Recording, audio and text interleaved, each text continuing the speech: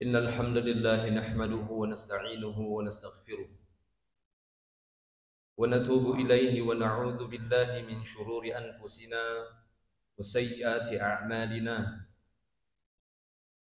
من يهده الله فلا مضل له ومن يضلل فلا هادي له. أشهد أن لا إله إلا الله وحده لا شريك له وأشهد أن محمدا عبده ورسوله. اللهم صل وسلم على رسول الله قدوتنا وأسوتنا حبيبنا خليل الرحمن محمد صلى الله عليه وسلم وعلى آله وأصحابه ومن تبعهم بإحسان إلى يوم الدين. وقال الله تعالى: يا أيها الذين آمنوا اتقوا الله حق تقاته ولا تموتن إلا وأنتم مسلمون.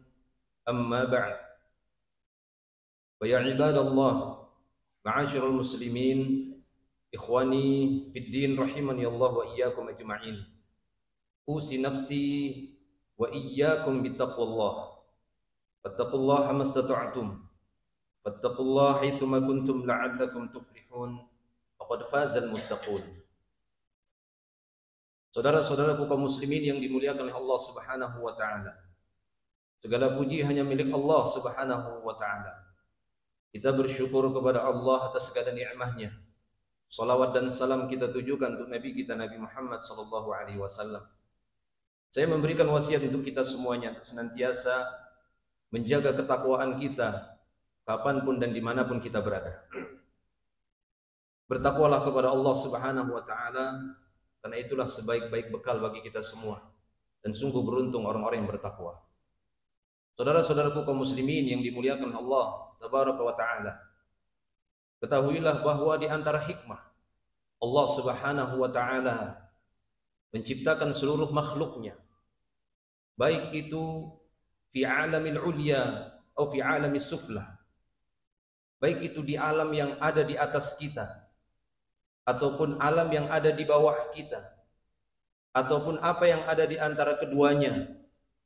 Ketika Allah Subhanahu wa taala menciptakan semua makhluknya tersebut, apakah itu malaikah, apakah itu dari kalangan jin, ataukah itu makhluk-makhluk Allah yang menghiasi langit-langit Allah, ataukah makhluk-makhluk yang berada di muka bumi ini, atau apa yang ada di bawah kita, dari seluruh manusia, tumbuh-tumbuhannya ataupun hewan-hewannya, atau semua makhluk Allah Subhanahu wa taala, tidaklah dia menciptakan semua makhluk tersebut, melainkan Allah Subhanahu wa taala telah memberikan hidayah pada semua makhluk itu. Allah Subhanahu wa taala telah memberikan petunjuk kepada semua makhluk-makhluk tersebut. Tidak ada satu makhluk pun di antara makhluk Allah Subhanahu wa taala yang harus berpikir mau kemana dia. Matahari tidak bingung dari mana dia terbit dan kemana tenggelam. Begitu juga dengan bulan, dengan bintang-bintang dan semua makhluknya. Demikian juga dengan makhluk yang ada di muka bumi ini, di antaranya manusia ataupun hewan-hewan. Sehingga seekor cicak tidak harus kita ajari apa yang harus dia makan, walaupun makanannya dari hewan yang harus terbang, tapi Allah telah berikan petunjuk baginya apa yang harus dia makan. Kita tidak perlu mengajari sapi untuk makan rumput, kita tidak perlu mengajari ikan untuk berenang, kita tidak perlu mengajari singa ataupun harimau untuk mencari daging. Allah Ta'ala sudah memberikan petunjuk pada makhluk-makhluk itu semuanya. Demikian juga pada kita manusia, ada petunjuk-petunjuk yang sifatnya iradah kauniyah, yang tidak perlu kita mempelajarinya, tidak perlu kita mengajari manusia, karena manusia sudah tahu, dan Allah Ta'ala telah memberikan insting pada setiap makhluk tersebut apa yang menjadi kebutuhannya, rizkinya, ataupun pasangannya. Inilah yang disebutkan oleh para ulama dengan hidayatul ammah, hidayah secara umum, yang mana semua makhluk mendapatkan petunjuk ini. Tapi di sana ada hidayah dari Allah Subhanahu wa taala yang masuk pada iradah syariah Allah Subhanahu wa taala, yang mana manusia, khususnya pada manusia, diberikan pilihan oleh Allah Subhanahu wa taala. Ini adalah hidayah yang kedua, yang mana ini lebih penting, Yang mana hidayah sebelumnya tidak perlu manusia ataupun tidak perlu makhluk-makhluk tadi harus berdoa kepada Allah Subhanahu wa taala, ya Allah, aku ini makhluk yang seperti apa? Apa yang harus aku makan? Lalu bagaimana aku cara berkembang biak? Tidak kita dapati. Ada makhluk yang seperti itu. Bahkan pada manusia sekalipun tidak kita dapati di dalam syariat Allah, di dalam sunnah Nabi, sehingga manusia harus diajari bagaimana untuk mencari ataupun berhubungan intim. Itu suatu hal yang sudah Allah Ta'ala berikan hidayah. Hewan saja tahu, apalagi manusia. Maka pada hidayah yang kedua ini, itu yang lebih penting. Apa itu? Karena berkaitan dengan syariat Allah, berkaitan dengan agama Allah Subhanahu wa Ta'ala. Itulah dia, kata para ulama dengan sebutan hidayatul bayan wa hidayatul irsyad, hidayatul bayan wal irsyad wa dilalah. Hidayah yang dengan petunjuk Allah Ta'ala ini jelaslah mana yang hak, mana yang batil, mana tauhid, mana kesyirikan, mana ketaatan, mana kemaksiatan, yang Allah Subhanahu wa Ta'ala turunkan pada kitabnya. Lalu dia utus juga seorang manusia dari kalangan manusia untuk menjelaskan. Oleh karena itu Allah Subhanahu wa Ta'ala berfirman di dalam Al-Quran, di antaranya firman Allah Subhanahu wa Ta'ala di dalam surat Asy-Syura. Allah Subhanahu wa Ta'ala berkata untuk menjelaskan tugas Nabi Muhammad sallallahu alaihi wasallam, wa innaka latahdi ila siratin mustaqim. Ya Muhammad, sungguh-sungguh engkau adalah seorang pemberi hidayah. Engkau adalah seorang pemberi petunjuk kepada jalan yang lurus. Maksudnya tugas Nabi kita sallallahu alaihi wasallam hanyalah menjelaskan saja. Untuk menjadikan manusia dia pastikan mendapatkan hidayah tadi ataukah tidak, itu bukan wewenang Nabi sallallahu alaihi wasallam. Bahkan untuk paman tercinta, paman beliau sallallahu alaihi wasallam yang paling beliau cintai, yang banyak membantu beliau, beliau tidak bisa memberikan hidayah yang berikutnya. Beliau hanya berhenti sampai di hidayatul irsyad wal bayan wad dilalah. Hidayah dengan makna hanya memberikan dilalah, hanya memberikan petunjuk saja, hanya menjelaskan dan menerangkan. Ini adalah agama dari Allah, ini syariat dari Allah, ini petunjuk dari Allah, ambillah. Jika kalian mengambilnya, maka kalian telah mendapatkan hidayah yang lebih tinggi lagi. Itulah yang disebut oleh para ulama dengan hidayatut taufiq. Petunjuk Allah berupa taufiknya yang menjadikan hati orang tersebut, hati manusia tersebut lunak, tidak mengeras seperti orang-orang kafir. Dilunakkan hatinya oleh Allah, dibukakan hatinya oleh Allah. Ketika Al-Quran datang ke telinganya, dia pun mengatakan sami'na wa ata'na. Kami dengar ya Allah, kami taati. Adapun orang-orang yang telah tertutup hatinya, yang mengingkari, maka Allah haramkan dari hidayah ini. Sampai kepada Nabi Muhammad sallallahu alaihi wasallam sekalipun, Allah berkata dalam surat Al-Qasas, innaka la tahdi man ahbabta walakinallaha yahdi man yasha wa huwa a'lamu bil muhtadin. Sesungguhnya engkau ya Muhammad tidak akan mampu memberikan hidayah sekalipun kepada orang yang paling kau cintai. Enggak mampu kamu. Kau tak akan mampu ya Muhammad. Tapi Allah lah yang mampu memberikan hidayah kepada siapa yang dia kehendaki. Sebagaimana yang sudah dialami oleh Nabi Nuh terhadap anak dan istrinya, sebagaimana yang dialami Nabi Ibrahim terhadap ayahnya, demikian juga Nabi Muhammad sallallahu alaihi wasallam terhadap pamannya tercinta. Mungkin demikian juga kita. Ada mungkin di antara kita yang kita sangat menginginkan di tengah-tengah keluarga kita masih senasab dengan kita, bahkan masih sedarah dengan kita. Kita inginkan dia beriman, kita inginkan dia mendapatkan taufik dari Allah agar dia menjadi seorang hamba yang bertakwa kepada Allah. Kita tunjuki dia, kita ajak dia, maka batasan kita hanya sampai kepada hidayatul irsyad wad dilalah wal bayan. Kita hanya menjelaskan saja. Tapi untuk menjadikan dirinya mendapatkan taufik, terbuka hatinya dan menerima Islam, menerima ketakwaan dan ketaatan kepada Allah, kita serahkan dan kita kembalikan semuanya kepada Allah Subhanahu wa taala. Sampai Nabi Muhammad sallallahu alaihi wasallam sekalipun beliau tidak mampu untuk hidayah yang ketiga ini.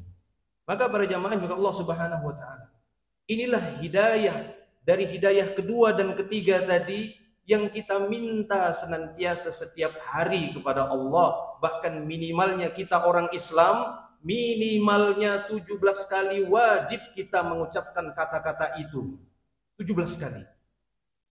Yang telah disepakati oleh para ulama itu menjadi salah satu rukun dalam rukun salat 5 waktu dan wajib bagi kita sebagai orang-orang Islam yang sudah mukallaf, yang sudah balik dan berakal, tidak ada penghalang baginya, wajib mengerjakan salat sehari semalam 17 kali dari 17 rakaat tersebut.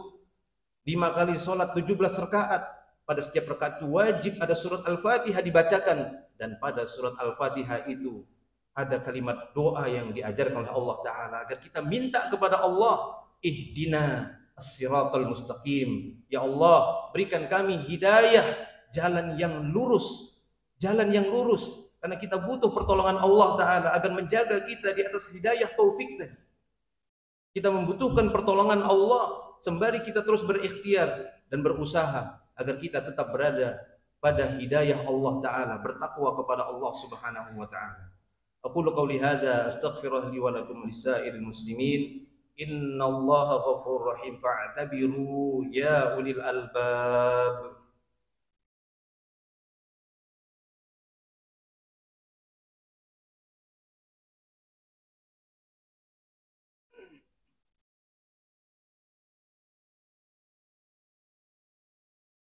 Alhamdulillahi Rabbil Alamin. Wassalatu wassalamu ala asrafil anbiya'i wal mursalin nabiyina Muhammadin sallallahu alaihi wasallam wa ala alihi wa ashabihi wa man tabi'ahum bi ihsanin ila yaumiddin, amma ba'd.